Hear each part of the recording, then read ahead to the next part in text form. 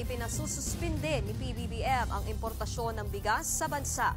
Yan ay para raw maprotektahan ang mga magsasaka sa mababang presyo ng palay. At para bigyan tayo ng detalye live mula sa India, kung nasaan ang Pangulo ngayon para sa state visit, naroon si mobile journalist Julie Baiza. Julie, kailan daw ba ipatutupad ang suspension ng rice imports at gaano ba katagal?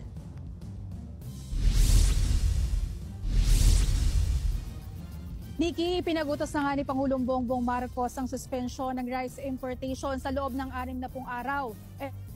Sa unang araw ng Setyembre. Kinumpirma yan mismo ni Communications Secretary Dave Gomez sa inilabas na direktiba ng Pangulo ngayong araw habang nasa state visit dito sa India. Ayon sa pahayag ni Gomez, kumonsulta raw si PBBM sa miyembro ng kanyang mga gabinete. Mismo si Agriculture Secretary Francisco Tiu Laurel daw ang nagrekomenda sa suspensyon. Yan ay para maprotektahan ang ating mga magsasaka sa mababang presyo ng palay sa kasalukuyang harvest season.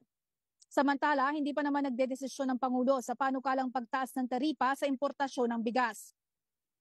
13 kasunduan ang nilagdaan ng India at Pilipinas kasunod ng bilateral meeting ni Pangulong Bongbong Marcos at Prime Minister Narendra Modi. 4 dito ang may kaugnayan sa military o defense forces.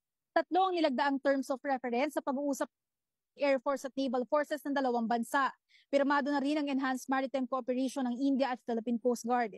Nikki, ngayong araw inaasahang haharap si PBBM sa mga negosyante dito sa India. Yan ay para hikayatin silang mamuhunan dyan sa Pilipinas kasabay ng iba pang kasunduan na iuuwi ng Pangulo.